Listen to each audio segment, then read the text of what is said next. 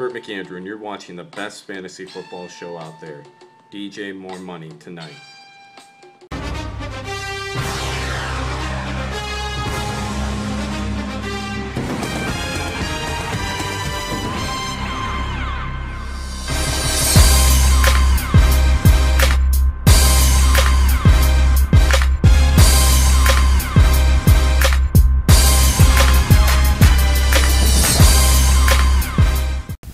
Hey guys, how's it going? It's your Vice League Commissioner, Alex Muhammadi, coming at you once again. It's been a few weeks since I've done a Mo Money Tonight show, but we're back regardless. We're going to get to a recap of Week 4. I'm going to answer some questions that you guys sent in, and I'll also look ahead into Week 5, into my matchup of the week. But first, I wanted to get into some of the trades that have been happening over the past 2 weeks in our league. We'll start off with the first one was Burt McAndrew. He traded me, Matt Forte, and Jeremy Maclin for Antonio Brown and Rashad Jennings. So far, it's worked out for both parties. Antonio Brown's been on a tear. Rashad Jennings has done well as well. And Matt Forte, what can I say about him? He's been putting up consistent points. Even without the touchdowns, he's still getting me like 20 points a game. Jeremy Maclin, he's been kind of hit or miss. When he has a big play, he can put up 30-plus points. But last week, you saw what happens when he plays against the Niners. Doesn't really put up that many points. So that trade was agreed upon and processed. I went through. I think it had a few vetoes. But overall, I think both us and the league felt it was a fair trade. The next trade that went through was Blake traded Fred Jackson to Yamaji for Justin Forsett and Reggie Wayne. Basically, Yamaji just gave Blake Reggie Wayne for free, and you wonder why Yamaji's 0-4. That's why, because he's making those types of trades. But I just didn't get it. Basically gave him, as Joe described, as just a charity. I just don't get that trade, but worked out for Blake, and Yamaji is in the hole because of it. And then the next trade that happened was Joe traded Lorenzo Taliaferro and Dez Bryant to Fader for Alshon Jeffrey and Josh Gordon. This trade I felt was, you could look at it from a few sides. Obviously, Josh Gordon could be good in the long term. Currently serving his suspension. Alshon Jeffrey put up a touchdown this past week, but he's always, after his rookie season, you can expect a lot of things from him. Dez Bryant, who Joe traded away, is a top 3 fantasy wide receiver in my opinion. So Joe basically gave away one huge receiver for two pretty good other receivers. So I feel like that was another trade that both parties agreed to. And then the next trade that happened was Trent Richardson. Steve traded or attempted to trade Trent Richardson and Terrence West to Tom for Andrew Luck, Bobby Rainey, and Deshaun Jackson. That was another trade that I feel like was kind of up in the air, because I didn't really know what to think of it. Obviously, the rest of the league had their say and they vetoed it. There's one trade that I actually didn't even vote in, so it got the number of a number of vetoes. And I feel like Steve was trading away a pile of garbage in Trent Richardson, a running back that's not even going to be a starting running back when Ben Tate comes back, and Terrence West. And he's getting Andrew Luck and Deshaun Jackson. Like, Andrew Luck one of the top fantasy quarterbacks this year. So Steve was attempting to trade away garbage for gold, and once again, Tom, I have no idea. Tom has been trying to desperately fuck himself over for the past 3 seasons, and every single trade he does, for whatever reason, he agrees to it, but the league is not. The league is holding Tom back from truly going into the gutter, into Fader and Blake territory. But Tom was once again saved by the other members in the league. So that was, and another trade that got vetoed was who was it? That's Dan.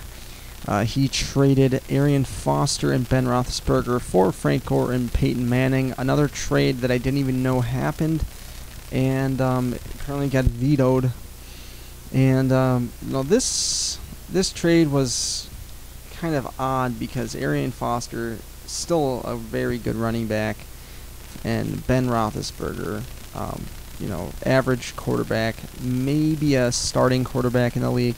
Frank Gore, he's a pretty good running back still, and then Peyton Manning, obviously a top quarterback. So I don't think the league wanted Yamaji to get rid of Peyton Manning and just give him away to Tom, who is looking like a real threat in this league. So those were kind of the trades that happened the past few weeks, and look for more trades to be happening, especially with Blake down the road.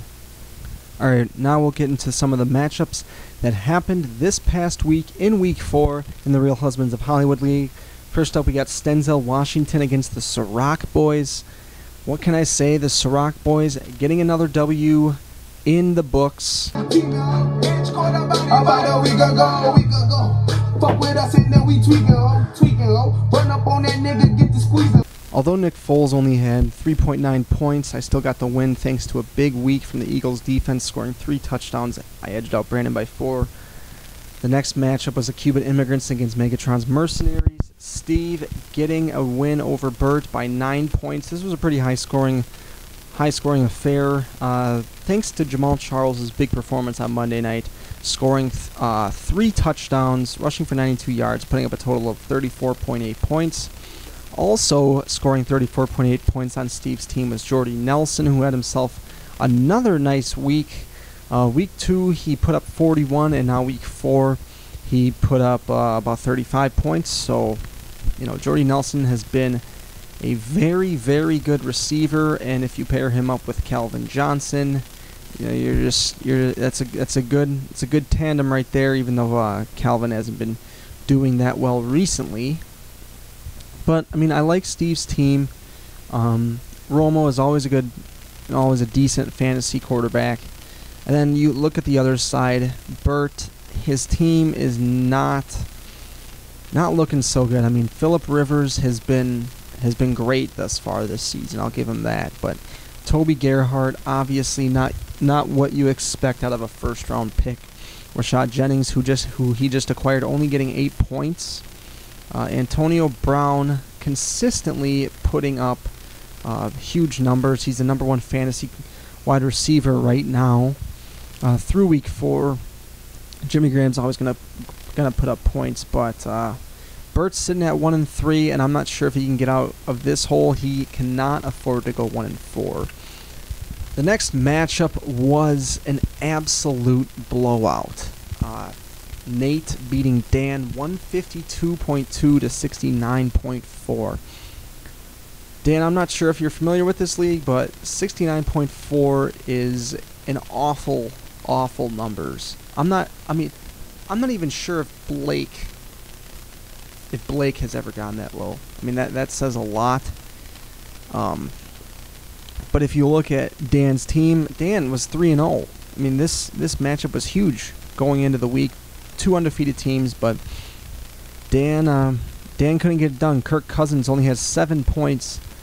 Darren Sproles, Julian Edelman, Marcus Colston, Greg Olsen, the Patriots defense, everyone had an awful week.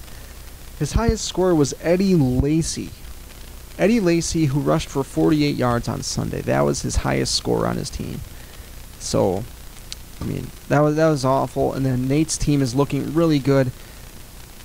4-0, the only undefeated team in the league. And you know, Randall Cobb, Matt Ryan, you know, his whole team is looking pretty solid from head to toe.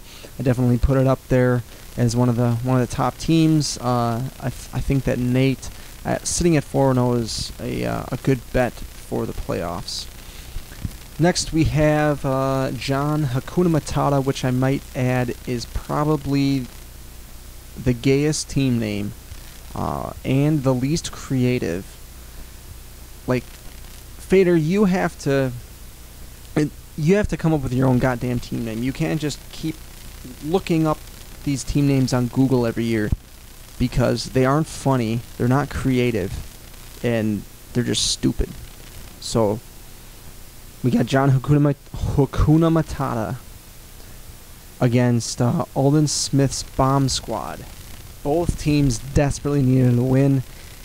Both teams were winless heading into this game, and Fader ended up nudging out Brad Yamaji by 6 points, and Yamaji's 0-4 right now, so it's not looking too good for him. He did get a huge game out of Larry Donnell, who I didn't even know was in the NFL. If you would have told me, if you would have said what the name Larry Donnell meant to me a week ago.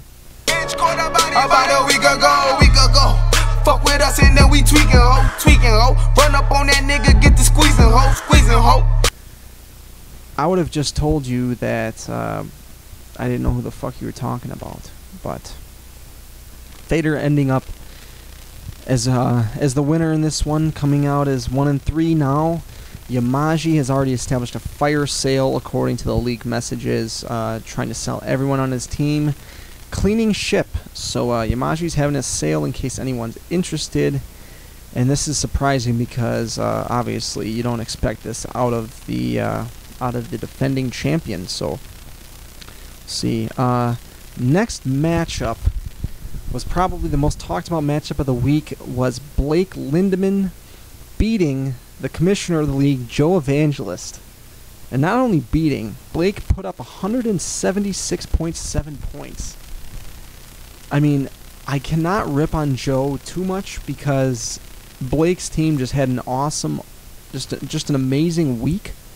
Blake would have beaten anyone in the league had they played him this week. But looking at Blake's lineup, Eli Manning picking him up, putting up 42 points. DeMarco Murray, 35 points, who I think is you know, one of the top running backs. He's the #1 ranked running back this season so far. Steven Jackson hasn't been doing a whole lot for Blake, which is why he is still 1-3 and not better. Julio Jones, Reggie Wayne, Gronk, Vereen, all pretty solid players when you think about it. And then Joe on the other side, I mean, I think he has really nothing to worry about. Shouldn't panic yet. Don't panic, don't panic. We're just getting started, nigga, don't panic. But having just lost to Blake, he's gotta be feeling just demoralized right now. So, but is he feeling demoralized? Let's ask Joe himself. Joe?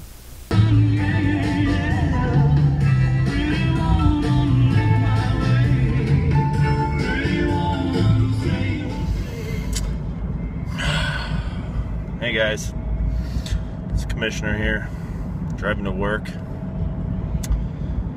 I lost to Blake this week. Blake. I know most of you don't know how that feels because Blake always loses, but it feels pretty shitty. Pretty shitty.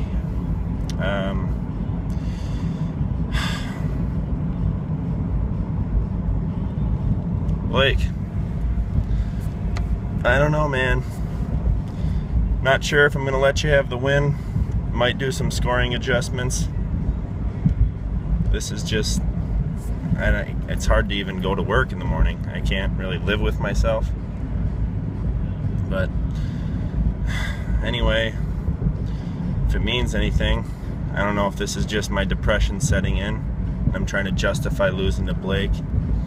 I actually think Blake has a pretty damn good team. Maybe you could arguably have the best team. I mean, who am I kidding? I don't know. It is still Blake, but Jesus. Anyway, I don't know who plays Blake this week, but for the love of God, please avenge your commissioner. Please. That's all. Thanks for that little bit, Joe. And the last matchup we have this week was, I don't even know how to pronounce T-Rock's team name, and honestly I think that he entered it in wrong or something. It's just a bunch of random symbols instead of his usual weird Irish name. But T-Rock putting up another solid performance. I mean, what can I say? Matt Asiata putting up 35 points, 3 touchdowns, just a great fill-in for Peterson, I got to admit. And you know, Stafford obviously one of the top quarterbacks in the league, and you know, T-Rock was getting production out of pretty much everyone, but I'm not sure. T-Rock's the one. If I were to look at all the teams of the 4-0 teams and 3-1 teams right now, I would probably say that T-Rock's team is probably the worst. Just looking at it from head to toe, I mean, his starting wide receivers are Keenan Allen and Golden Tate. His running backs, Asiata, Donald Brown, and Darren McFadden. I mean, that's a Blake-type roster right there. So, oh, I'll give him credit. Demaryius Thomas is on his bench. He just had a bye, so I missed that. But regardless, I still don't think his team is too much to be reckoned with. And then Tom, just another middle-of-the-pack type roster, 2-2. It'll be interesting to see how he ends up as well. But that was a recap of the matchups this past week. So we have a lot of 2-2 teams, so it'll be interesting to see who sets themselves apart in week 5. Okay, guys, I'm going to be starting a new segment here. It's going to be me answering all of your questions, fantasy-related, not fantasy-related. Anything you want to ask me, I will be answering them live on air. So if you got a question, send them in, text them to me, email them, Facebook, whatever you got to do. Get them into me, and I'll answer them live on air. So we're starting off with the first question from Blake Lindemann, who asks, which division is the best as regard to teams and not record? Well, Blake, I gotta say, to completely honest and no bias here, I think that our division is the best. You got the Ciroc boys and T-Rock's team, both 3-1. The only division in the league that can claim that. And then the only team that's not 3-1 is Blake Montana, who's 1-3. But that team is actually leading the league in points for. So I'm thinking that those 3 teams combined, you know, just tons of firepower, and I think that this is going to be a competitive division, and I think all 3 teams will be in it right until the end. So, and I don't think any other division can claim that, maybe besides the other NFC Northers, but that's just because they all suck, and it's basically whoever wants to lose the division least in that division. Speaking of that division, the next question also comes from Blake, and he asks, and what the hell do you think is going to happen in the Packers haters division, because they all 2-2? Great grammar on that one, Blake. I think in that division, I'm going to pick Joe to come out on top. I know I always pick Joe to, you know, win the division every year, but I truly just think that Joe is, no disrespect to Brandon or Tom, I think that Joe is more of a sharp-minded, football-thinking type guy. I think that he's going to make the right moves, and you know, in the end, I'm looking for Joe. I'm just not too keen on Brandon's team. Yes, he's got Martellus Bennett, who's having a great season, but his other players are not stepping up, and Joe has an all-out pretty balanced team. So I'm looking for Joe to come out on top in that one. The next question we have here comes from Twitter with the Twitter handle Fartrell Cluggins. And Fartrell Cluggins asks, can we attribute Blake's blowout win to luck or unemployment free time? Should more fantasy owners opt out of real jobs and become bitch niggas, as we see with Blake Montana? Well, let me answer that question in one word: no. Never ever follow in the footsteps of Blake Lindemann. I cannot stress this enough. Do not look upon Blake do not follow Blake. I mean, if we all listened to Blake's advice, we'd probably be at the bottom of a whitewater quarry, because Blake does not use logic ever. But I do have to attribute some of his success to having nothing to do all day. I guess it's benefited him, but I do have to say the top prize for this league is like $100 and something, which is probably what most of us make in a single day. So I don't think anyone should quit their jobs and become like Blake. But you know, I do think it has benefited Blake, but no one should quit their job to follow in the footsteps of Blake. And the last question here there's two more questions. One comes from the Twitter handle Blake Beat Me. Blake Beat Me asks, what advice do you have on how to live your life after coping with a loss to Blake? Well, I've never experienced that firsthand. Out of the few seasons that Blake's been in my division, I've played him 3 times and beaten him all 3. So I can't say for sure, but if Blake ever beat me, I would probably go and see psychiatric help. There's no way to get your self-esteem back from that. I mean, I'm guessing now that Joe has lost to Blake, Joe is probably cooped up in his bedroom in Arizona, not doing anything, probably, cutting his wrists every single night, just thinking about the way that Blake raped him in week 4. So I'd probably go see psychiatric help. There's a lot of antidepressants out there. I'd probably use one of those. I would resort to anything. I mean, music, maybe pick up a new hobby, maybe do some yoga on the weekends. Anything, you just got to get your mind off it, because if you think about it too much, you'll end up killing yourself. The next question comes from the Twitter account, The Real Noriega. The Real Noriega would like to know, removing your own team simply for bias purposes, give us a Super Bowl prediction for the Real Husbands of Hollywood League. Well, I actually confidently think that my team is among the best, and if I had to say right now, I'd probably put me in the Super Bowl, but since my team cannot be in the Super Bowl, according to the question, I'd probably have to go with Nate at number 1. His team's been putting up solid points, the only undefeated team left, so I think Nate has to be one of those teams at this point in time. And then the other team I'm looking at would probably be the sleeper pick. I'm going with the Cuban Immigrants. And hear me out here. Burt might be 1-3, but Phillip Rivers, monster season.